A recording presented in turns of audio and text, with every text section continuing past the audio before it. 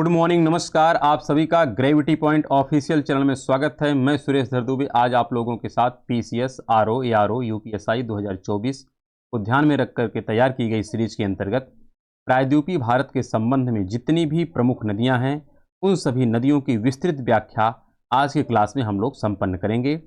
Video थोड़ा लंबा हो सकता है, लेकिन फिर भी प्रयास रहेगा कि 1 घंटे के अंदर हम लगभग सभी नदियों की चर्चा यहाँ पर संक्षेप में कर ले जाएं। चैनल को सब्सक्राइब, लाइक एवं शेयर करने के लिए आप सभी का धन्यवाद। यदि आपने अभी तक चैनल को सब्सक्राइब नहीं किया तो चैनल को सब्सक्राइब करें, लाइक करें एवं प्रमोट करें, जिससे प्रत्येक वीडियो का नोटिफिकेशन आप लोगों तक समय समय पर उपलब्ध हो सके। प्रत्येक वीडियो का पीडीएफ मटेरियल भी टेलीग्राम चैनल पर उपलब्ध है, आप उसे वहाँ डाउनलोड करें, जिसका लिंक नीचे कमेंट बॉक्स में दिया गया है। इस प्लेटफॉर्म के माध्यम से अन्य कई प्रकार की सीरीज चलाई जा रही है, तो आप उन सभी सीरीज का अपने आवश्यकता अनुसार भरपूर लाभ उठाएं और अपने एग्जाम को बेहतर करने का पूरा प्रयास करें। हमें आशा है कि आप लोग स्वस्थ होंगे, मस्त होंगे और अपनी पढ़ाई में संलग्न होंगे। तो आइए आज हम प्रारंभ करते हैं प्रायद्वीपीय भारत की प्रमुख नदियों के बारे में। यहाँ पर पहले हम एक सामान्य परिचय लेते हैं प्रायद्वीपीय भारत के नदियों के बारे में, जिसकी चर्चा आज की क्लास में हम संपन्न करेंगे। ये हमारे प्रायद्वीपीय भारत का 2 तट है। एक तट है अरब सागर का और एक तट है बंगाल की खाड़ी। हम सबसे पहले सिंधु नदी की चर्चा किए हैं, उसके पश्चात ब्रह्मपुत्रा नदी और गंगा नदी, यहाँ तक की चर्चा हो चुकी है। और जब हम केंद्रीय उच्च भूमि की चर्चा कर रहे थे तो उसी दौरान अरावली के संबंध में लूनी नदी, साबरमती नदी की चर्चा हो चुकी है। आज की जो नदी की चर्चा हम प्रारंभ करेंगे, एक नदी सबसे पहले होगी जिसका नाम है माही नदी। क्या नाम है? माही नदी की चर्चा होगी। दूसरी नदी है नर्मदा नदी की चर्चा होगी। तीसरी नदी है तापी नदी की चर्चा होगी। इसके पश्चात आप आते हैं तो आपको मिलता है यहाँ पर पाबना है, कोयना है। ये 2 नदियाँ आपको मिलती है महाराष्ट्र में हैं। कौन कौन सी हैं? पाबना है और कोयना, 2 नदियां महाराष्ट्र में हैं। उसके पश्चात नीचे चलते हैं, 2 नदी मिलती है, मांडवी है और जुआरी है। मांडवी और जुआरी जो है ये कहाँ पर है? ये गोवा में है। तो मांडवी जुआरी की चर्चा होगी। उसके पश्चात हम पहुंचते हैं कर्नाटका में। कर्नाटका में 2 नदी की चर्चा होगी। एक का नाम है शरावती और एक का नाम है बराही। 2 नदियां हैं, एक का नाम है शरावती और एक का नाम है बराही। यहाँ पर क्रम आपको याद रखना है, क्रम नहीं भूलना है। फिर इसके पश्चात आप आते हैं केरला में, तो केरला में 2 नदियां हैं, एक का नाम है पेरियार, एक का नाम है पंबा। क्या नाम है? पेरियार और पंबा।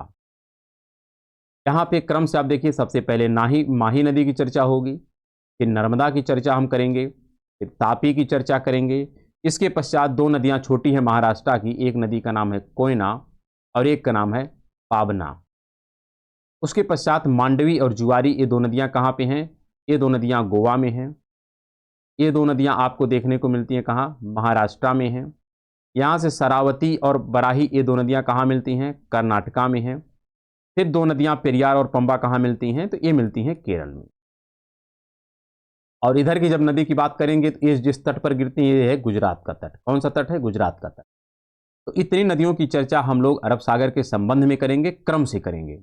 इसके पश्चात हम आते हैं इस पूर्वी घाट की तरफ, जो बंगाल की खाड़ी से संबंध रखता है। यहाँ पर क्रम से अगर नदियों की हम बात करें तो सबसे पहली नदी जिसकी हम चर्चा करेंगे, क्योंकि दामोदर तक की चर्चा हम लोग कर चुके हैं जब कल हम डिस्कस कर रहे थे गंगा नदी। तो उसके पश्चात जो क्रम से मिलेगा, तो यहाँ पर तो ये तो हो गई दामोदर, हम लोग चर्चा किए थे। मयूराक्षी, अजय, दामोदर और हल्दिया, ये नदियाँ हैं जो बंगाल की खाड़ी में गिरती हैं लेकिन गंगा के संबंध में। तो उसी हल्दिया के पश्चात जो नदी मिलती है उसमें है स्वर्ण रेखा है। फिर आप जब नीचे आते हैं तो आपको मिलती है बैतरणी है, ब्राह्मणी है। फिर और नीचे आते हैं तो आपको यहाँ मिलती है महानदी है। कौन है? महानदी है। महानदी के नीचे आते हैं तो क्रम से आपको 1-2 नदियाँ और मिलती हैं। एक का नाम है वंशधारा और एक का नाम है ऋषिकुल्या। क्या नाम है? वंशधारा और ऋषिकुल्या। फिर और नीचे आते हैं तो आपको मिलती है यहाँ पर गोदावरी नदी मिलती है। कौन सी मिलती है? गोदावरी मिलती है। फिर और नीचे आते हैं तो कृष्णा मिलती है। और नीचे आते हैं तो यहाँ पर पेन्नर मिलती है। पेन्नर के नीचे जब आते हैं एक नदी यहाँ पर मिलती है कावेरी है। क्या है? कावेरी है। फिर और नीचे जब आते हैं तो यहाँ पर वैगई है। और फिर लास्ट में जो मिलती है ये है ताम्रपर्णी। क्या है? ताम्रपर्णी। तो यहाँ की जो नदियाँ हैं जिनकी क्रम से हम चर्चा करेंगे, सबसे पहले हमको देखना होगा स्वर्ण रेखा। उसके पश्चात कौन सी? उसके पश्चात है बैतरणी। क्या है? बैतरणी। फिर है ब्राह्मणी। उसके पश्चात मिलता है महानदी। क्या है? महानदी। फिर आती है यहाँ पर ऋषिकुल्या। क्या है? ऋषिकुल्या। फिर इसके नीचे आते हैं तो यहाँ पर मिलता है वंशधारा। क्या मिलता है? वंशधारा। फिर और नीचे आते हैं तो यहाँ पर मिलती है गोदावरी है। क्या है? गोदावरी है। फिर और नीचे आते हैं तो मिलती है किचड़ा है। क्या है? किचड़ा है। फिर मिलती है कौन सी? यहाँ पर मिलती है पेन्नर है। क्या है? पेन्नर है। फिर है कावेरी, बैगई, ताम्रपर्णी। यहीं पर ऋषिकुल्या और वंशधारा के यहीं मध्य में एक मिलती है झील जिसका नाम है चिल्का झील। क्या मिलता है? चिल्का। और किचड़ा और गोदावरी के मध्य में यहाँ पर एक झील मिलती है जिसका नाम है कोल्लेरू। क्या नाम है? कोल्लेरू। तो आपको थोड़ा यहाँ पर क्रम याद रखना है क्योंकि क्रम से प्रश्न पूछा जाता है। अगर आप इनका डायरेक्शन नहीं याद कर पाएंगे तो स्पष्ट रखिएगा आपका प्रश्न गलत हो जाएगा, क्योंकि क्रम बहुत अनिवार्य है। हम इसी प्रकार आपका जब हिमालय डिस्कस कर रहे थे या प्रायद्वीपीय भारत के पठारों की चर्चा कर रहे थे तो क्रम सबसे ज़्यादा महत्वपूर्ण है, क्योंकि प्रश्न का जो अब ट्रेंड है ये बदल रहा है। एज इट इज प्रश्न नहीं पूछा जाता है, प्रश्न में अब डायरेक्शन को इन्वॉल्व कर दिया जाता है। इनका पूरब से पश्चिम, पश्चिम से पूरब, उत्तर से दक्षिण या दक्षिण से उत्तर का क्रम आप स्पष्ट करें। तो स्पष्ट ध्यान रखिएगा, जो हमारे पश्चिमी घाट पर विद्यमान नदियां हैं क्रम से, उसमें माही है, नर्मदा है, तापी है, कोयना, पावना, मांडवी, जुआरी, शरावती, बराही, पेरियार, पंबा। और पूर्वी घाट पे अगर बात करें तो सुवर्णरेखा, बैतरणी, ब्राह्मणी, फिर यहाँ पर महानदी है, ऋषिकुल्या है, वंशधारा है। फिर उसके पश्चात एक झील मिल जाती है जिसका नाम चिल्का झील है। फिर आपको गोदावरी मिलती है, कृष्णा मिलती है, लेकिन गोदावरी कृष्णा के मध्य में पुनः एक झील है जिसका नाम है कोल्लेरू झील यहाँ पर। फिर और नीचे चलते हैं तो आपको मिलती है पेन्नर, पेन्नर के पश्चात कावेरी, कावेरी के पश्चात बैगई, और ताम्रपर्णी सबसे नीचे की हमारी नदी है। इन नदियों की चर्चा अब हम क्रम से करेंगे। आइए सबसे पहले हम स्पष्ट करते हैं आज माही के बारे में, माही नदी कहाँ से निकलती है और माही नदी क्यों हम आवश्यक है पढ़ने के लिए। यहाँ पर अगर हम माही नदी के बारे में स्पष्ट करें तो माही के विषय में एक जानकारी मिलती है जिसके लिए ये जानी जाती है कि माही एक ऐसी नदी है जो कर्क रेखा को 2 बार काटती है। ये सबसे एथेंटिक आंकड़ा होता है, इसलिए पूछी जाती है। वैसे आपसे भी पूछा जाता है कि मकर रेखा को 2 बार काटने वाली नदी का क्या नाम है, विषुवत रेखा को 2 बार काटने वाली नदी का क्या नाम है। खैर उन सब की चर्चा विश्व मानचित्र में हम ऑलरेडी कर चुके हैं, आप उसको भी देख सकते हैं। उस सीरीज का नाम ही है मानचित्र द्वारा विश्व के भूगोल की सीरीज। तो यहाँ पर अगर हम माही नदी के विषय में डिस्कस करें, ये माही नदी है जो कर्क रेखा को 2 बार काटती है या 3 राज्यों से होकर के गुजरती है। कौन सी नदी? माही। माही नदी 3 राज्यों से होकर के गुजरती है। कौन कौन से राज्य यहाँ पर हैं? सबसे पहले यह मध्य प्रदेश से निकलती है, आगे यह राजस्थान में जाती है। कहाँ जाती है? राजस्थान में जाती है। फिर गुजरात के तट से होते हुए बंगाल, अरब सागर में अपने जल का विसर्जन करती है। जिस स्थान से निकलती है वह मध्य प्रदेश का एक जिला है, जिस जिला का नाम है धर जिला। क्या नाम है? धर जिला है। धर जिला से निकलती है और गांव का नाम है मिंडा गांव। क्या नाम है? मिंडा गांव। हर जिला है, मिंडा गांव से निकलती है। और जिस झील से निकलती है उस झील का नाम है मेहद झील। क्या नाम है? मेहद झील। आपको इतनी जानकारी यदि स्पष्ट है तो आप महानदी के बारे में कभी किसी कंफ्यूजन में नहीं पड़ेंगे। माही नदी कर्क रेखा को 2 बार कटती है, 3 राज्यों से गुजरती है।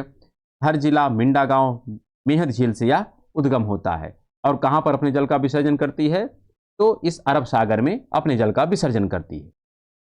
अगर अगली नदी के बारे में हम डिस्कस करें, अगली नदी जो हमारी मिलती है वो है नर्मदा।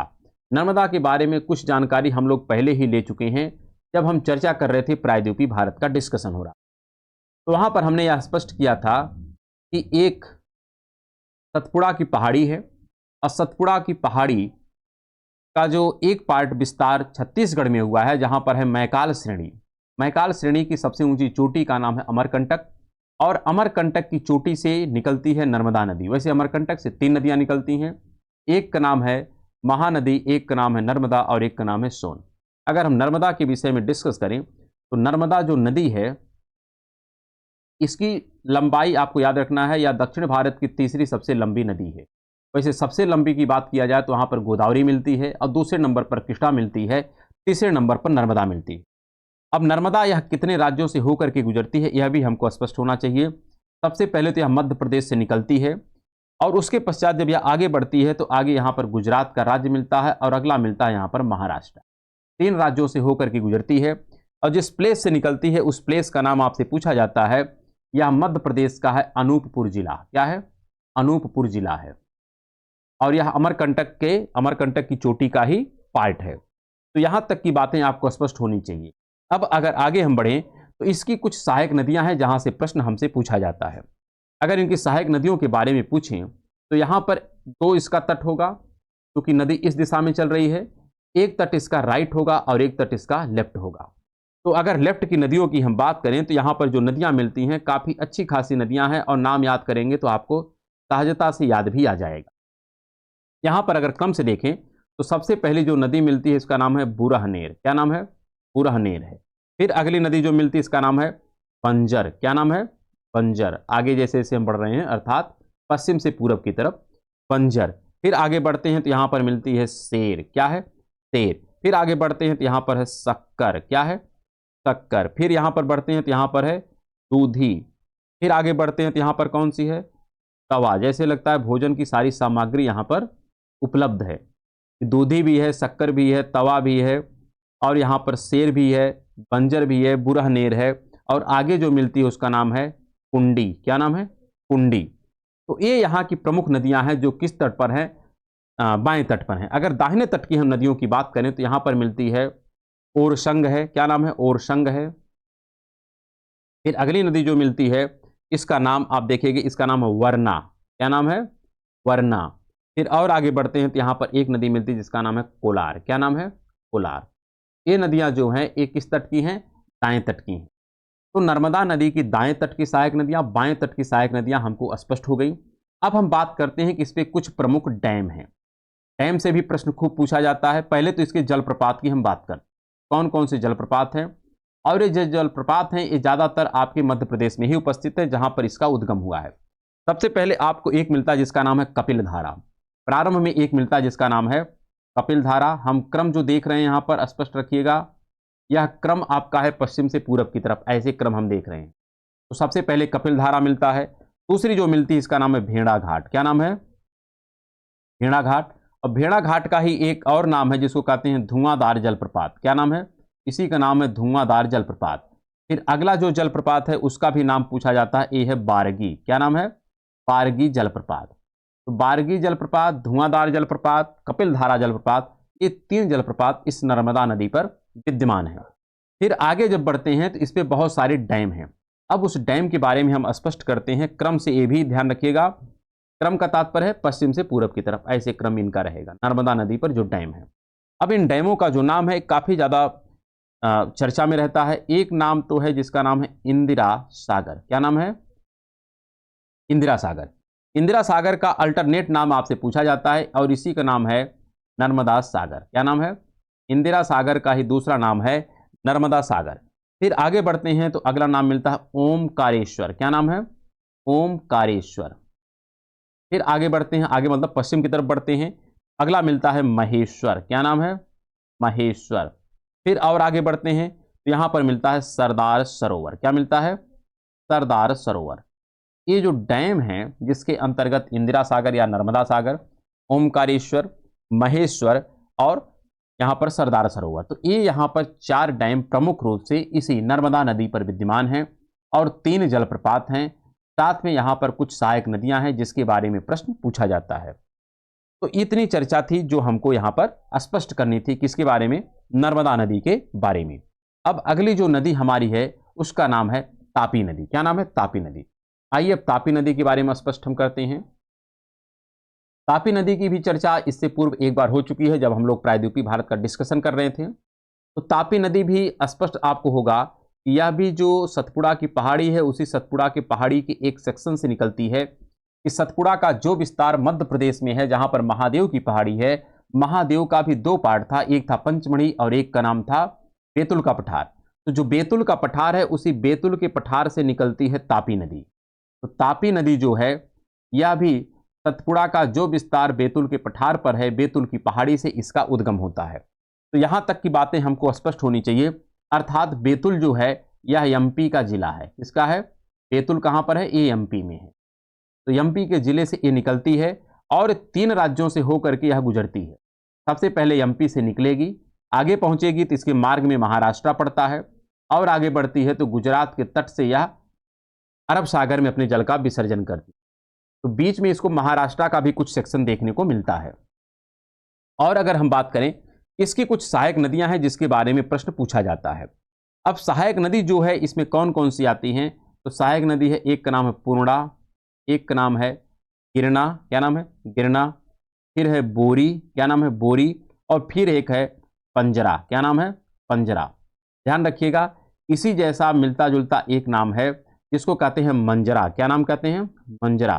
तो मंजरा की चर्चा हम इसी एपिसोड में आगे करेंगे कि मंजरा किसकी सहायक नदी है। काफी बच्चे कंफ्यूजन में पड़ जाते हैं मंजरा और पंजरा में। मंजरा वैसे देखा जाए तो यह गोदावरी की सहायक है। किसकी सहायक है, गोदावरी की सहायक है। तो मंजरा गोदावरी की है जबकि पंजरा तापी की है। तो ज्यादातर प्रश्न इसी कंफ्यूजन टाइप से पूछे जाते हैं।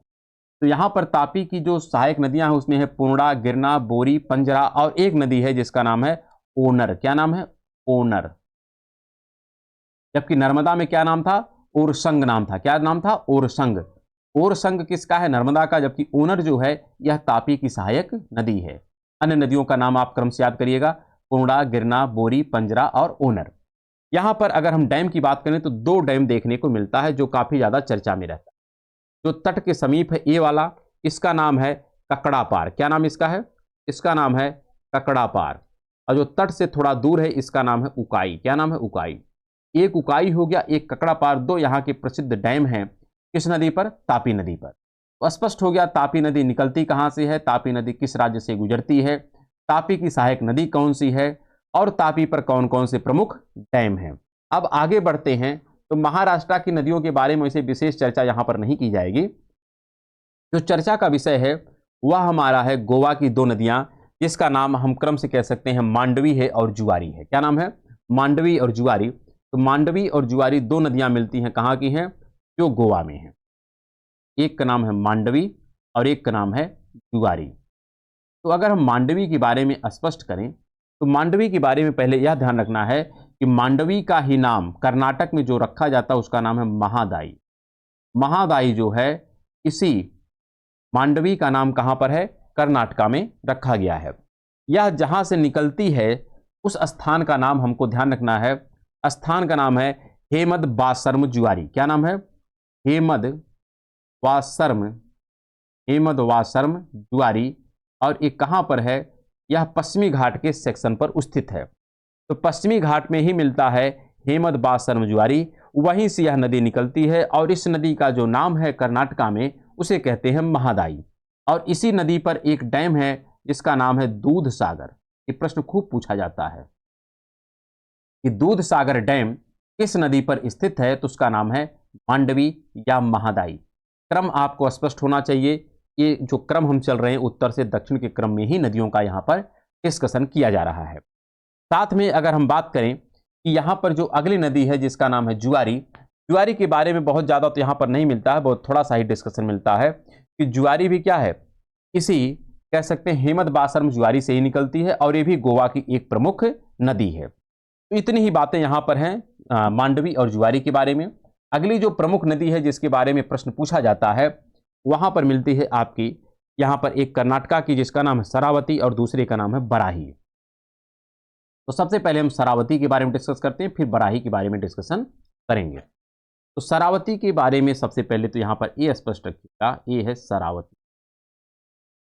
शरावती जो नदी है यह जिस स्थान से निकलती है उस स्थान को हम क्या कहते हैं, तो ये जिला है शिमोगा जिला। क्या है, शिमोगा जिला, ये ध्यान रखिएगा। और शिमोगा जिला जो है यह किसका है, तो कर्नाटक का, क्योंकि कर्नाटक की ये प्रमुख नदी है और यहां से ये नदी निकलती है। साथ में यहां पर हमको जो ध्यान रखना है काफी महत्वपूर्ण ये है, इसी नदी पर एक जलप्रपात है जिसके बारे में यह शरावती नदी जानी जाती है और इस जलप्रपात का नाम है जोग, या इसी को कहते हैं सरगुप्पा। क्या कहते हैं, सरगुप्पा। और इसी का एक और नाम है जिसको कहते हैं महात्मा गांधी। क्या नाम है, महात्मा गांधी। ध्यान रखिएगा, जोग जलप्रपात को ही सरगुप्पा कहते हैं, इसी को महात्मा गांधी जलप्रपात कहते हैं। और यह जलप्रपात किस नदी पर है, तो शरावती नदी पर है जिसका उद्गम शिमोगा जिला कर्नाटका से होता है और यह भी अरब सागर में अपने जल का विसर्जन करती है। ये बात तो हमको स्पष्ट होना ही चाहिए। साथ में अब ये जो जलप्रपात है जिसको हम कहते हैं जोग या सरगुप्पा, यह क्यों जाना जाता है? तो जाना इसलिए जाता है क्योंकि इसका ध्यान रखिएगा, यहाँ पर 3 प्रकार के जलप्रपात की हम बात करेंगे। ये जलप्रपात जो है एक ऐसा है सर्वाधिक चौड़ा है। कैसा है? सर्वाधिक चौड़ा है। इसी प्रकार अगर पूछा जाए कि सर्वाधिक ऊंचा जलप्रपात कौन सा है, तो उसका नाम है कूचीकल। क्या नाम है? कूचीकल। क्या नाम है? कूचीकल। कूचीकल जो जलप्रपात है यह सर्वाधिक ऊंचा, क्या है? सर्वाधिक ऊंचा है। यह किस नदी पर है? तो इसी बराही नदी पर, जो ये दूसरी नदी है बराही, तो बराही नदी पर ही जो जलप्रपात है उस जलप्रपात का नाम है कूचीकल, जो भारत का सर्वाधिक ऊंचा जलप्रपात के रूप में अभी तक जाना जाता है। ज्यादातर सरकारी आंकड़ों में हमको यही मिलता है, जबकि जो वैश्विक आंकड़ा है वहां पर भारत की सबसे ऊंची जो जलप्रपात के रूप में दर्जा प्राप्त होता है, वहां पर नाम आता है, जो कहाँ का है? मेघालय में है, और उसका नाम है नोह काली कई। क्या नाम है? नोह काली कई।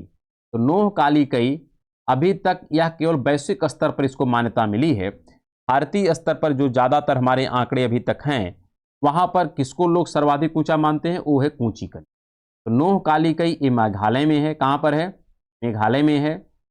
वैश्विक स्तर पर इसको सर्वाधिक मान्यता है, लेकिन राष्ट्रीय स्तर पर सर्वाधिक मान्यता किसको है? कूचीकल को, भारत की सर्वाधिक ऊंची या भारत का सर्वाधिक ऊंचा जलप्रपात के रूप में। शरावती पर जो शिमोगा जिले से निकलती है, जिस पर जोग या सरगुप्पा है, यह सर्वाधिक चौड़ा जलप्रपात है। तो इसी आधार पर अगर वैश्विक स्तर पर सर्वाधिक ऊंचा की हम बात करें तो उसका नाम है एंजल जलप्रपात। क्या नाम है? एंजल।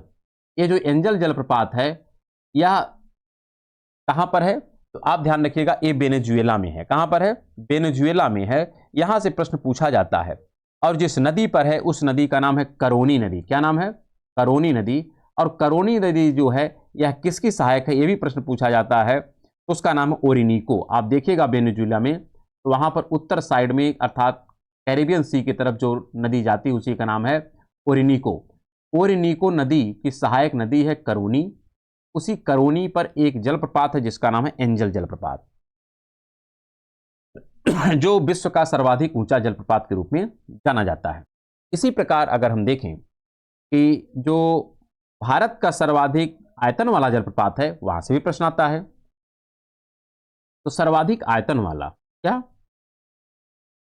सर्वाधिक आयतन वाला जो जलप्रपात है इसका नाम है शिव समुद्रम। क्या नाम है? शिव समुद्रम। इस शिव समुद्रम किस नदी पर है? यह भी कर्नाटक में ही है, लेकिन नदी का नाम है कावेरी। और जो कावेरी नदी है यह किस दिशा में जाती? इस दिशा में जाती। तो इसलिए जब हम कावेरी की चर्चा आगे करेंगे तो फिर से बताएंगे कि शिव समुद्रम इसी कावेरी नदी पर है। लेकिन चूंकि जलप्रपात की बात हो गई तो एक साथ हमने सभी जलप्रपात को बता दिया कि सबसे ऊंचा जो जलप्रपात है जिसका नाम है, भारत के दृष्टिकोण से अगर देखें तो यहां पर आपका किस नदी पर आता है? बराही नदी पर, जिसका नाम है कूचीकल। जबकि वैश्विक स्तर पर जो उसका नाम है एंजल है। सर्वाधिक चौड़ा जो है उसका नाम है जोग या सरगुप्पा या महात्मा गांधी। सर्वाधिक आयतन वाला जो उसका नाम है शिव समुद्रम। क्या नाम है? शिव समुद्रम। अब आगे हम बढ़ते हैं तो आगे दो नदी मिलती है जिसका नाम है पेरियार और पंबा। ये दो नदियां कहां पर हैं? ये दोनों हैं केरल में। केरल की दो प्रमुख नदियां हैं, एक का नाम है पेरियार, एक का नाम है पंबा। आइए इसके बारे में थोड़ी सी स्पष्टता हम लोग करते हैं पेरियार और पंबा के बारे में। ये जो पेरियार और पंबा है ये बेसिकली इस प्रकार से नदी निकलती है और एक ही झील में आकर के दोनों नदियां मिल जाती हैं। तो आप समझिए ऐसे दो नदी निकल रही है और दोनों नदियां जिस झील में आकर के मिलती हैं, इस झील का नाम पूछा जाता है। इसका नाम है बेम्बनाद। किस झील में मिलती है? तो बेम्बनाद झील में आकर के दोनों नदियां मिल जाती हैं। और इसी बेम्बनाद झील में एक द्वीप है, इसका नाम है वेलिंगटन। क्या नाम है? वेलिंगटन। तो वेलिंगटन द्वीप जो है इसी बेम्बनाद झील के अंदर स्थित है। और इसी पर ध्यान रखिएगा, इसी वेलिंगटन द्वीप पर भारत का सबसे छोटा राजमार्ग स्थित है, जिसका नाम क्या है? इसका नाम है नेशनल हाईवे 47A। तो बेम्बनाद झील में एक द्वीप है जिसका नाम वेलिंगटन द्वीप है। वेलिंगटन द्वीप पर एक राष्ट्रीय राजमार्ग है जो भारत का सबसे छोटा राष्ट्रीय राजमार्ग है। इसका नाम है नेशनल हाईवे 47A। तो यहाँ पर पेरियार और पंबा जो नदियाँ हैं, अगर हम इसके बारे में डिस्कस करें तो सबसे पहले तो यह समझते हैं कि पेरियार नदी जो है यह कहाँ से निकलती है। तो वेम्बनाथ झील में गिरती है, यहाँ तो कोई दिक्कत ही नहीं है। और जहाँ पर ये जाकर के अपने जल का विसर्जन करती है उसका नाम क्या है, वेम्बनाथ झील।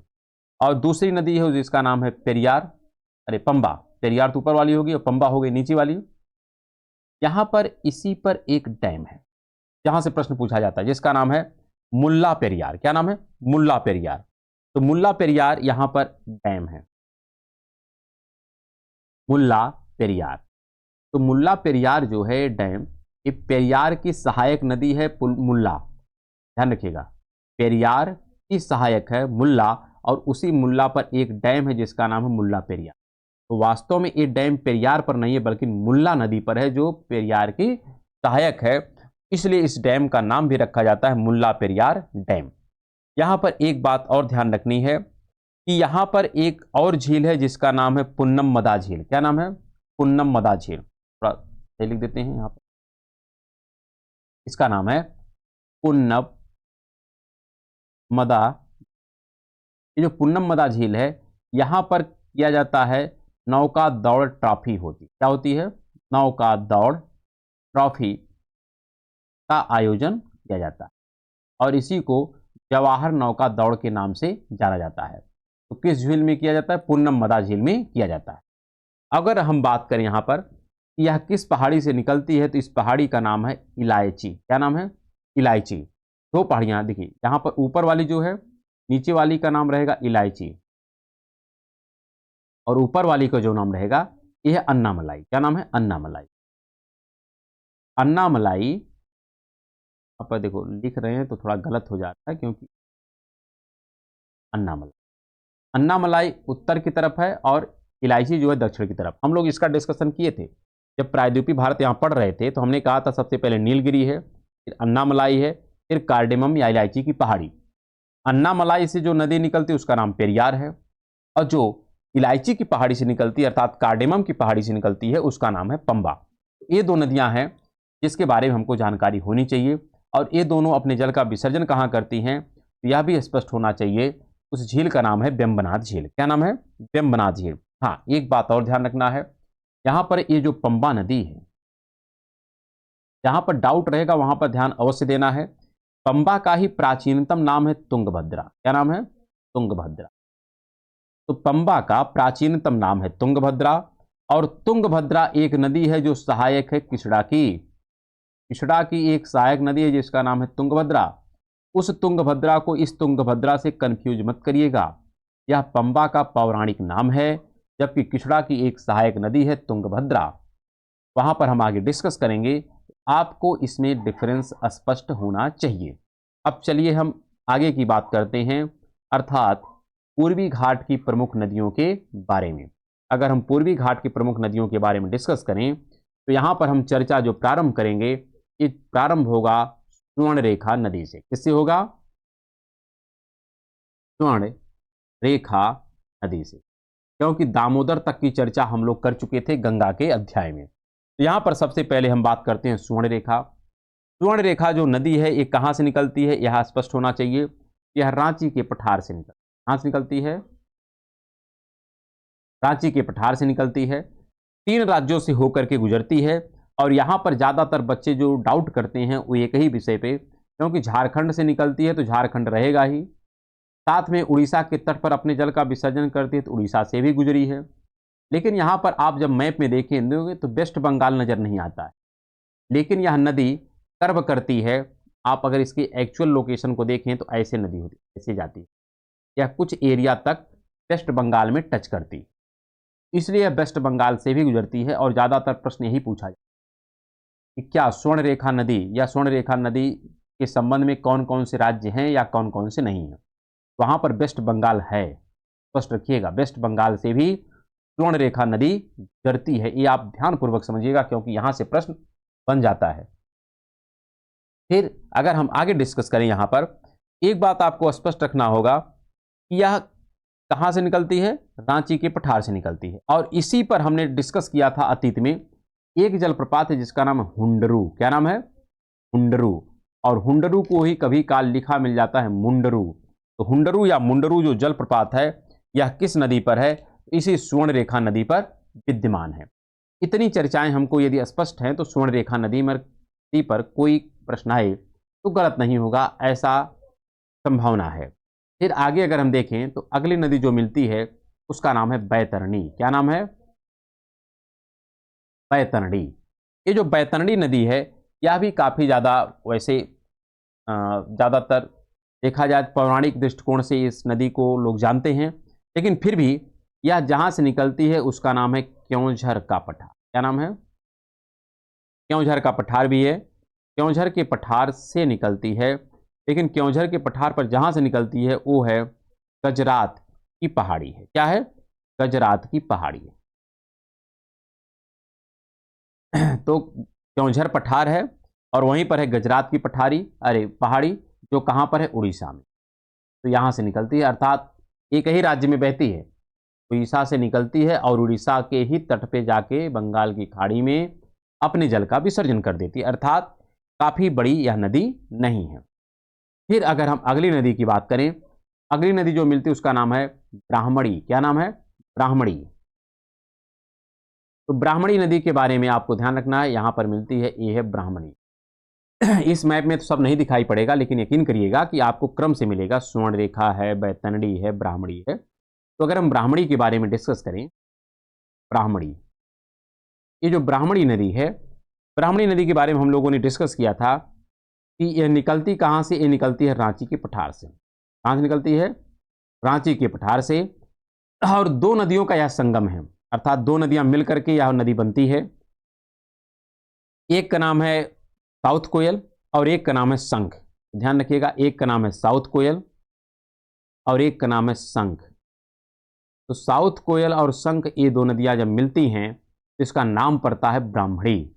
और हम लोग जब सोन नदी का डिस्कशन कर रहे थे तो हमने कहा था कि सोन की एक सहायक है जिसका नाम है नॉर्थ कोयल, और नॉर्थ कोयल पर एक डैम था जिसका नाम था मंडल डैम। तो मंडल डैम किस पर आधारित है? वह सोन नदी की सहायक नदी नॉर्थ कोयल पर है। जबकि साउथ कोयल किसकी सहायक है? तो इस ब्राह्मणी की सहायक है, जो कहाँ से निकलती है? तो रांची के पठार से निकलती है और बंगाल की खाड़ी में जाकर के अपने जल का विसर्जन कर देती है। बहुत छोटा छोटा तथ्य, लेकिन फिर भी ये हमें जानना आवश्यक है कि जिससे डाउटफुल जो प्रश्न है वो हमारे स्पष्ट हो जाएं। फिर आगे बढ़ते हैं तो आगे अब क्रम से यहाँ पर जो अगली नदी हमें मिलती है वह है महानदी। कौन मिलती है? महानदी। ये जो महानदी है यह कहाँ से निकलती है? तो स्पष्ट होगा, अमरकंटक की पहाड़ी का जो विस्तार छत्तीसगढ़ में है। कहाँ पर है? छत्तीसगढ़ में है। वहीं पर एक जिला है जिसका नाम है धमतरी जिला। क्या नाम है? धमतरी जिला। और यहीं पर एक पहाड़ी है जिसका नाम है सिहावा पहाड़ी। क्या नाम है? सिहावा पहाड़ी। क्योंकि ये प्रश्न आपको ध्यान रखना है, इसका नाम है सिहावा पहाड़ी।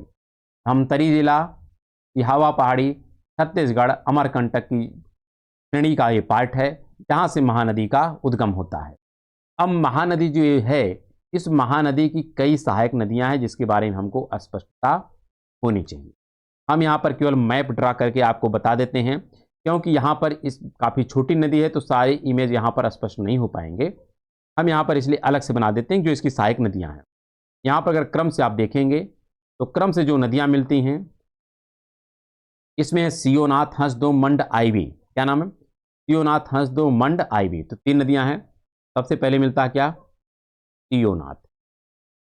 फिर है हंसदो। क्या नाम है? हंसदो। फिर है मंड। फिर है आईवी। तो सियोनाथ, हंसदो, मंड, आईवी, ये जो नदियां हैं, क्योंकि नदी इधर जाती है इसका ये जो डायरेक्शन होगा लेफ्ट साइड की, जबकि राइट साइड की आप बात करेंगे आपको ओंग, तेल, जोंक, ये नदियां मिलती हैं। क्या मिलता है? ओंग, तेल, जोंक, प्राची। ओंग, तेल, जोंक और प्राची, ये नदियां जो हैं यह इसी महानदी की सहायक नदियां हैं, लेकिन किस तट के? तो राइट।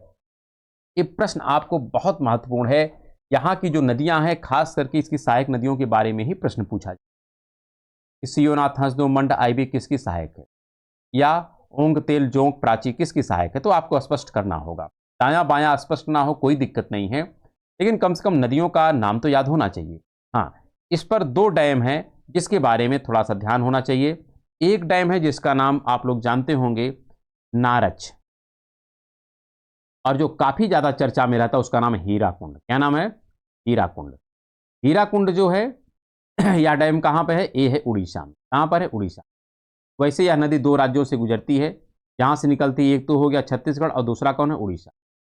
दो राज्यों से होकर के यह गुजरती है और बंगाल की खाड़ी में अपने जल का विसर्जन करती है। इसी पर नारच बांध है और इसी पर हीराकुंड बांध भी स्थित है। अगर हम आगे बात करें तो अगली जो नदी है महत्वपूर्ण, उसका नाम कौन मिलता है? तो उसका नाम है गोदावरी। क्या नाम है? गोदावरी। साथ में जो छोटी नदियां हैं उसका नाम यहां पर हम नहीं स्पष्ट करेंगे, बस वह आपको इसलिए हम बताए थे कि जिससे आपको डायरेक्शन पता हो जाए, जिसमें हमने ऋषिकुल्या और वंशधारा का भी नाम स्पष्ट किया। यहां पर देखना है गोदावरी के बारे में। किसके बारे में? गोदावरी के बारे में। गोदावरी जो नदी है यह प्रायद्वीपीय भारत की सबसे लंबी नदी है और इसको दक्षिण भारत की गंगा भी कहते हैं और इसको बूढ़ी गंगा के नाम से भी जानते हैं। ऐसा आपको स्पष्टता होनी चाहिए। साथ में यह 8 राज्यों से गुजरती है। कितने राज्यों से गुजरती है? 8 राज्यों से गुजरती है। यहाँ पर 8 राज्यों के अगर नाम आप देखेंगे तो चूंकि जहाँ से निकलती है महाराष्ट्र में, तो महाराष्ट्र में इसका सर्वाधिक विस्तार है। उसके पश्चात आप देखेंगे तो तेलंगाना मिलता है, छत्तीसगढ़ है, आंध्र प्रदेश है, पांडुचेरी है, मध्य प्रदेश है और उड़ीसा तथा कर्नाटक है। और यह नदी जो है जहाँ से निकलती है, ये निकलती कहाँ से है? ध्यान रखिएगा, पश्चिमी घाट का एक सेक्शन है जहाँ पर हमने डिस्कस किया था कि दक्कन का एक ट्रैप है। क्या है? दक्कन का ट्रैप। इस दक्कन के ट्रैप का विस्तार था सतमाला, अजंता, बालाघाट और हरिश्चंद्र। तो हरिश्चंद्र एक पहाड़ी है। हरिश्चंद्र की चोटी का नाम क्या है? कलसूबाई। क्या नाम है? कलसूबाई। इसी कलसूबाई के पास में स्थित है त्रियंबक का पठार। क्या है? त्रियंबक का पठार। इसी त्रियंबक के पठार से, जो कलसूबाई के सेक्शन में ही आता है, नासिक है यहाँ पर। अगर हम उस तरह से देखें जिला महाराष्ट्र का, ये नासिक आता है। क्या आता है? नासिक आता है। तो नासिक में कलसूबाई का विस्तार है, अर्थात हरिश्चंद्र की चोटी का, और यहीं पर है त्रियंबक का पठार। यहीं से इस नदी का उद्गम होता है। ये बात तो स्पष्ट हो गई, निकलेगी कहाँ से। और प्रायद्वीपीय भारत की सबसे लंबी है, दक्षिण भारत की गंगा कहा जाता है, इसको बूढ़ी गंगा के नाम से भी जानते हैं। और यह 8 राज्यों से होकर के गुजरती है। कितने राज्यों से? 8 राज्यों से। सर्वाधिक विस्तार कहां पर है? महाराष्ट्र में, लगभग 40%। इसकी जो सहायक नदियां हैं वो महत्वपूर्ण है, यहां से प्रश्न पूछा जाएगा।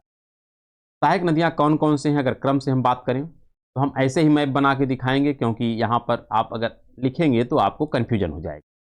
यहां पर अगर नदियों की हम बात करें तो 3 नदियां पहले हैं और 3 नदियों मिलकर के एक नदी का रूप धारण करके इसमें आके मिलती हैं। फिर आगे जो मिलती है इसका नाम है इंद्रावती है, फिर सबरी है, फिर सिलेरू है। इसमें जो नदियां हैं इसका नाम है वेनगंगा। क्या नाम है?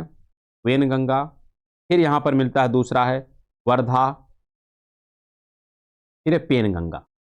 ये 3 नदियां कौन कौन सी? वेनगंगा, वर्धा, पेनगंगा। ये तीनों मिलकर के जिस रूप से यह जा करके इस गोदावरी में मिलती हैं उसका नाम होता है प्राणहिता। क्या नाम होता है? प्राणहिता। ये इसके सहायक ही हैं। फिर उसके पश्चात आगे बढ़ते हैं तो नदी कौन कौन सी मिलती है? तो वहां पर मिलती है इंद्रावती है। क्या है? इंद्रावती है। फिर है सबरी है और सिलेरू है। ये नदियां हैं आप, सबरी, सिलेरू, इंद्रावती, पेनगंगा, वेनगंगा, वर्धा, प्राणहिता। और अगर नीचे से देखेंगे तो नीचे से एक नदी मिलती है जिसका नाम है पंजरा। हमने स्पष्ट किया था जब तापी नदी की बात कर रहे थे तो वहां पर नाम मिला था पंजरा, लेकिन यहां पर नाम क्या है? मंजरा। इसलिए आपको डाउट हो सकता है और आप गलत आंसर दे सकते हैं। अगर इस पर हम डैम की बात करें तो काफ़ी डैम है जो महत्वपूर्ण है। अगर हम बात करें सबसे पहले जो डैम मिलता है इसका नाम है पोचमपाद। क्या नाम है? पोचमपाद। फिर और डैम देखते हैं यहाँ पर, तो हटा देते हैं पोचमपाद। फिर है श्री राम सागर। क्या नाम है? श्री राम सागर। और आगे बढ़ते हैं तो रामगुंडम। क्या नाम है? रामगुंडम। तमगुंडेन। क्या नाम है? तमगुंडेन। तमगुंडेन। और एक आपको मिलता है जो मंजरा पर है, इसका नाम है निजाम सागर। क्या नाम है?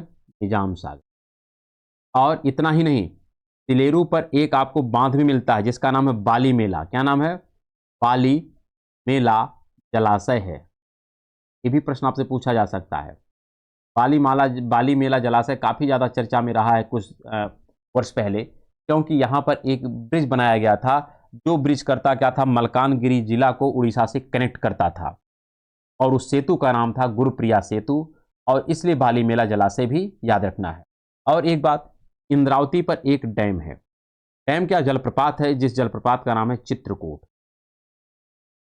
यह उत्तर प्रदेश का जिला नहीं है, बल्कि चित्रकूट एक जलप्रपात है जो किस नदी पर है? इंद्रावती नदी पर स्थित है, और इसे हम कहते हैं भारत का नियाग्रा। क्या कहते हैं? भारत का नियाग्रा। प्रश्न पूछा जा सकता है, भारत का नियाग्रा किस जलप्रपात को कहते हैं? तो चित्रकूट को कहते हैं, जो किस नदी पर है? इंद्रावती नदी पर है। और अगर राज्य पूछा जाए कौन सा है, तो यहाँ पर स्पष्ट रखिएगा, ये छत्तीसगढ़ का पार्ट है। किसका पार्ट है? छत्तीसगढ़ का। अर्थात छत्तीसगढ़ का जो चित्रकूट जलप्रपात है, जो इंद्रावती नदी पर है, और यही इंद्रावती आपको देखने को मिलता है, राष्ट्रीय उद्यान भी मिलता है, एक वाइल्ड लाइफ सेंचुरी भी है, तो यह वही चित्रकूट है, और यूपी वाला चित्रकूट अलग है। इसे हम कहते हैं भारत का क्या? नियाग्रा। तो इतनी चर्चाएं यदि आपको स्पष्ट हैं, तो आप इस गोदावरी नदी के विषय में कभी कोई प्रश्न गलत नहीं, कि गोदावरी नदी का उद्गम कहाँ से होता है, गोदावरी की सहायक नदियाँ कौन कौन सी हैं, और गोदावरी पर कौन कौन से डैम हैं। अब आगे अगर बढ़ते हैं, तो अगली जो नदी प्रमुख रूप से है उसका नाम है कृष्णा नदी। क्या नाम है? कृष्णा नदी। और कृष्णा नदी से प्रश्न भी काफ़ी ज़्यादा प्रासंगिक तरीके से पूछे जाते हैं, क्योंकि कृष्णा नदी भी एक काफ़ी ज़्यादा महत्वपूर्ण नदी है, और प्रायद्वीपीय भारत की दूसरी सर्वाधिक लंबी नदी है। सबसे लंबी नदी तो कौन है? गोदावरी है। फिर दूसरे नंबर पर कौन आती है? कृष्णा आती है। अब कृष्णा जो है, यह अगर देखा जाए कहाँ से निकलती है, कृष्णा नदी, तो कृष्णा नदी जिस स्थान से निकलती है उसका नाम है महाबलेश्वर की पहाड़ी। क्या नाम है? महाबलेश्वर की पहाड़ी है। और ये कहाँ पर है? तो यह महाराष्ट्र में है। महाराष्ट्र के महाबलेश्वर की पहाड़ी से इसका उद्गम होता है, और यह 4 राज्यों से होकर के गुजरती है। कौन कौन से राज्य मिलेंगे? तो महाराष्ट्र से तो निकलेगी, तो वहाँ पे रहेगा ही रहेगा, साथ में कर्नाटका भी नीचे मिल जाएगा, फिर आगे बढ़ेगी तो तेलंगाना मिल जाएगा, फिर आगे बढ़ती है तो आंध्र प्रदेश। इतने राज्यों से होकर के यह जाती है। और साथ में अगर देखा जाए, यह दूसरे नंबर की सर्वाधिक लंबी नदी है प्रायद्वीपीय भारत की, और इसकी जो सहायक नदियां हैं, यहां से प्रश्न पूछ, ऐसे ही मैप बनाएंगे, क्योंकि आप इसी को अनुमान लगाइए कि जहां से निकली उसका नाम है महाबलेश्वर। अब आगे बढ़ती है तो इसकी जो नदियां हैं सहायक, इन नदियों का नाम आपको याद करना है, प्रश्न खूब पूछा जाता है। यहाँ पर सबसे पहले जो नदी है इसका नाम है पावना। क्या नाम है? पावना। फिर आती है कोयना। क्या नाम है? कोयना। फिर है टीना, फिर है हीमा, और लास्ट में मिलती है ऐसे करके यहाँ पर मूसी। तो सीना, भीमा, मूसी, कोयना, पावना, ये सब नदियाँ जो हैं इसी कृष्णा नदी पर हैं। और अगर तट पूछा जाए तो नदी चूंकि इस दिशा में चलती है तो इसका तट होगा लेफ्ट। और नीचे से अगर देखा जाए तो यहाँ पर भी कुछ नदियाँ प्रमुख रूप से पाई जाती हैं, जिसका नाम है घाटप्रभा, मालप्रभा, तुंगभद्रा, हैगरी। क्या नाम है? घाटप्रभा, मालप्रभा, मालप्रभा, तुंगभद्रा। क्या नाम है? तुंगभद्रा। और इसी तुंगभद्रा की सहायक है जिसका नाम है हैगरी। तुंगभद्रा की सहायक है हैगरी, लेकिन फिर भी कभी काल हैगरी कृष्णा के सहायक के रूप में भी पूछ लिया जाता है, जबकि वास्तव में हैगरी जो है तुंगभद्रा की सहायक है। और तुंगभद्रा जो निकलती है ये बाबा बुदन की पहाड़ी से निकलती है। तो हैगरी या तुंगभद्रा की हम बात करें तो बाबा बुदन की पहाड़ी से निकलती है, जो किसका पार्ट है? कर्नाटका का पठार का पार्ट है। यहाँ पर कुछ डैम है जहाँ से प्रश्न पूछे जाते हैं, और काफ़ी महत्वपूर्ण प्रश्न यहाँ से आते हैं। अगर हम सबसे पहले डैम की बात करें तो यहाँ पर आता है श्रीशैलम, और जबकि श्री राम सागर जो है किस पर है? तो वह गोदावरी पर है, जबकि श्रीशैलम इस पर है। फिर नागार्जुन, क्या है? नागार्जुन सागर है। फिर आगे बढ़ते हैं, नागार्जुन सागर एक आपको टाइगर रिजर्व मिलता है, जो पूरे भारत का सबसे बड़ा टाइगर रिजर्व है, जबकि इसका अब अधिकांश भाग कहाँ अधिकांश नहीं बल्कि कुछ भाग इसका कहाँ चला गया है? तेलंगाना में चला गया है। साथ में इस पर एक डैम और मिलता है जिसका नाम अलमट्टी। खूब पूछा जाता है अलमट्टी के बारे में। अलमट्टी इसी कृष्णा नदी पर स्थित है। इसी से मिलता जुलता 3 नाम है, एक अलमट्टी है, एक मेट्टूर है, एक माता टीला। माता टीला जो था वो बेतवा पे था, अलमट्टी जो है कृष्णा पे है, जबकि मेट्टूर जो है वो किस पे मिलेगा? तो कावेरी पर मिलेगा। तो यहाँ पर श्रीशैलम हो गया, नागार्जुन सागर हो गया, अलमट्टी हो गया, और एक डैम यहाँ पर छोटा सा मिलता है जो कोयना डैम है, जो कोयना नदी पर मिलता है। भीमा डैम भीमा नदी पर मिलता है। लेकिन जो महत्वपूर्ण है वो है तुंगभद्रा पर। तुंगभद्रा पर एक तुंगभद्रा परियोजना ही है। तो जब तुंगभद्रा नाम इसी का है तो तुंगभद्रा इसी से संबंध भी रखेगी। ये सब बातें हैं जो आपको ध्यानपूर्वक रखनी है। लेकिन एक बात और ध्यान रखना है, ये जो मूसी नदी है, इसी मूसी नदी पर हैदराबाद स्थित है। और हैदराबाद जो है, यह आपको ध्यान होगा कि वर्तमान में यह तेलंगाना की राजधानी हो चुका है। जबकि अब आंध्र प्रदेश की जो नवीनतम राजधानी बनाई जा रही है वो इसी कृष्णा नदी के तट पर ही एक स्थान है जिसका नाम है अमरावती। क्या नाम है? अमरावती। अमरावती जो है अब वर्तमान की आंध्र प्रदेश की नवीनतम राजधानी है, जो इसी कृष्णा नदी के ही तट पर स्थित। तो इसलिए अमरावती को ध्यान रखिएगा। और आगे हम चलेंगे जैसे ही कावेरी में, तो अमरावती एक नदी भी मिलेगी सहायक के रूप में। तो अब आगे बढ़ते हैं, क्योंकि यहाँ पे ये चर्चा संपन्न होती है। आगे अगले नदी को देखते हैं जिसका नाम है पेन्नर। क्या नाम है? पेन्नर। यहाँ पर जितने भी आंकड़े आपके साथ हम साझा कर रहे हैं, आप इस पर पूर्ण विश्वास करें, इसमें किसी प्रकार का कोई डाउट नहीं हो। 100% ऑथेंटिक आंकड़ा है और विश्वास करने के योग्य है। यहाँ पर आपको अगर अगली नदी के हम बारे में बात करें, तो अगली नदी जो मिलती है इसका नाम है पेन्नर। ये पेन्नर जो है ये दो नदियों से मिलकर के बनता है पेन्नर। पेन्नर ज़्यादातर यह सहायक नदी के रूप में पूछ लिया जाता है कि पेन्नर क्या कृष्णा की सहायक है, गोदावरी की सहायक है। पेन्नर स्वतंत्र नदी के रूप में कम पूछी जाती है क्योंकि यह एक छोटी नदी है। लेकिन फिर भी पेन्नर का दो पार्ट है, एक का नाम है नॉर्थ पेन्नर और एक का नाम है साउथ पेन्नर। तो नॉर्थ पेन्नर हो गया और साउथ पेन्नर, दो नदियां हैं, दो नदियां मिलकर के जो नाम रखती हैं उसका नाम है पेन्नर। अगर हम नॉर्थ की बात करें तो यह जहां से निकलती है इसका नाम है नंदी दुर्ग की पहाड़ी। क्या नाम है? नंदी दुर्ग की पहाड़ी। और जो साउथ वाली निकलती है ये केशव पहाड़ी से निकलती है। कहाँ से निकलती है? केशव पहाड़ी। तो केशव पहाड़ी से साउथ पेन्नर और नंदी दुर्ग से निकलती है नॉर्थ पेन्नर नदी, और दोनों मिलकर के कृष्णा अरे पेन्नर नाम से यह अरब बंगाल की खाड़ी में अपने जल का विसर्जन करती है। और इसी पर एक डैम है, कभी काल आपको संदेह हो सकता है। इस पर जो डैम है इसका नाम है कृष्णागिरी जलाशय। कुछ बच्चे हैं कृष्णागिरी जलाशय जैसे लिखा गया तो समझ लेंगे कृष्णा नदी पर, जबकि कृष्णा नदी पर नहीं है। या किस नदी पर है? पेन्नर नदी पर है। और कृष्णागिरी जो है यह एक जिला है तमिलनाडु का। तो तमिलनाडु का जिला है कृष्णागिरी, उसी के आधार पर इस पेन्नर नदी पर जो डैम है या जलाशय है, उसी जलाशय का नाम रख दिया गया है कृष्णागिरी जलाशय। अब अगली नदी जो महत्वपूर्ण है उसका नाम है, क्या नाम है? कावेरी। और यह एक प्रकार से प्रायद्वीपीय भारत की सबसे लास्ट और महत्वपूर्ण नदी है। कावेरी एक ऐसी नदी है प्रायद्वीपीय भारत की जो सदाबहानी है। कैसी है? सदाबहानी। ये प्रश्न पूछा जाता है। उसके पीछे कारण ये है कि जब मानसून आता है, तो मानसून जब आता है तो मानसून का जो अरब सागर वाली शाखा है इसको जल प्रदान करता है, जिससे यह वर्षा ऋतु में जल को प्राप्त करता है।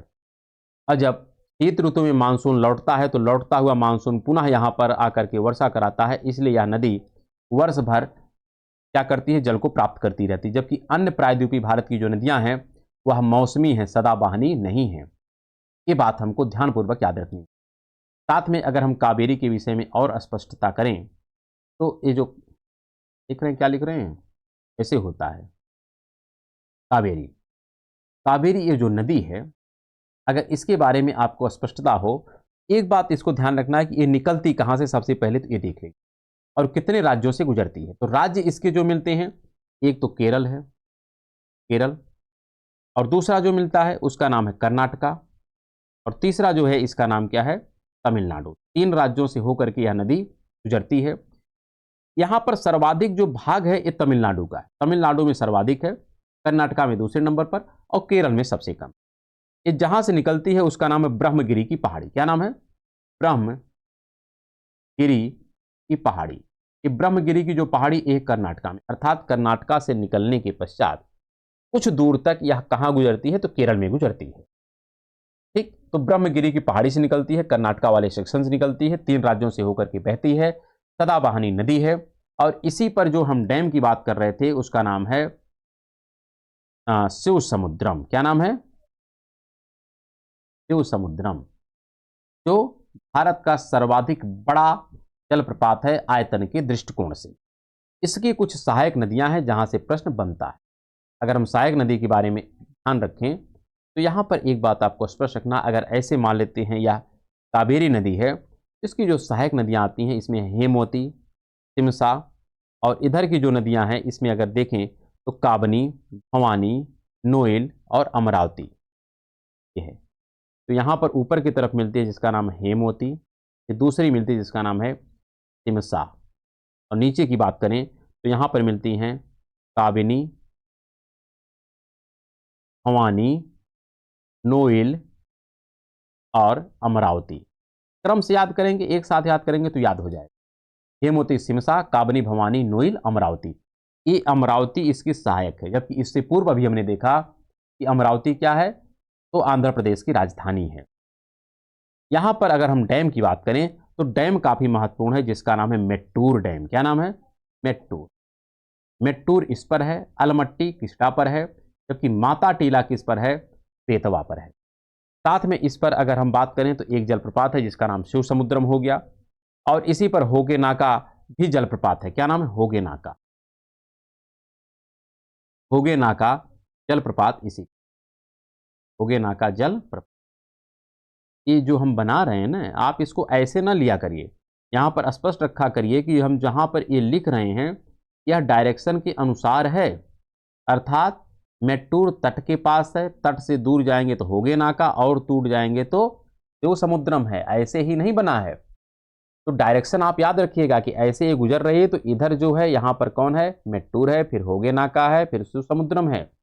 अर्थात जहाँ पर भी हम जो बात लिख रहे हैं यह उस डायरेक्शन के अनुसार ही लिख रहे हैं, इसलिए आपको इसको पूरी स्पष्टता के साथ याद करना है। अब यहाँ पर दो छोटी छोटी नदियाँ और बची हैं, उसकी चर्चा हम संपन्न करके आज की क्लास को अंत करते हैं। यहाँ पर अगर हम बात करें, अगली जो नदी है प्रमुख, उसका नाम जो मिलता है उसका नाम वैगई। क्या नाम है? वैगई। ये वैगई जो नदी है ये जहाँ से निकलती है उसका नाम है वरुण संधि की पहाड़ी। क्या नाम है? वरुण संधि की पहाड़ी। और वरुण संधि की पहाड़ी का, इसको वर्षानंद भी कहते हैं। क्या कहते हैं? वर्षानंद। लेकिन वरुण संधि ज़्यादातर ध्यान रखिएगा, ये तमिलनाडु। कहाँ पर है? तमिलनाडु की वरुण संधि की पहाड़ी से निकलती है वैगई नदी, और इसी नदी पर स्थित है मदुरई नगर। क्या है? मदुरई नगर जो है इसी नदी के तट पर स्थित, इसलिए ये चर्चा में रहती है। और अगली जो नदी है, ये तो वैगई होगी, अगली जो यहाँ पर नीचे वाली सबसे नदी है इसका नाम है ताम्रपर्णी। ताम्रपर्णी नदी भी कह सकते हैं काफ़ी ठीक ठाक है, क्योंकि यह सबसे दक्षिणतम नदी है। प्रायद्वीपीय भारत की सबसे दक्षिणतम नदी के बारे में अगर पूछा जाए तो उसका नाम ताम्रपर्णी है। यह कहाँ से निकलती है? इसका नाम है तिरुनेलवेली। क्या नाम है? तिरुनेलवेली। यह तिरुनेलवेली से निकलती है, और ये कहाँ पर है? ये तमिलनाडु में है। कहाँ पर है? तमिलनाडु में। और कहाँ पर जाती है? तो यह दक्षिण कह सकते हैं तिरुनेलवेली अगर हम बात करें तो अगस्त मलाई है। क्या है? अगस्त मलाई एक पहाड़ी है, वहाँ से ये निकलती है। और यह कहाँ पर अपने जल का विसर्जन करेगी? तो यहाँ पर ये जो खाड़ी है, इस खाड़ी का नाम है मन्नार की खाड़ी। क्या नाम है? मन्नार की खाड़ी। तो मन्नार की खाड़ी में अपने जल का विसर्जन कर दी।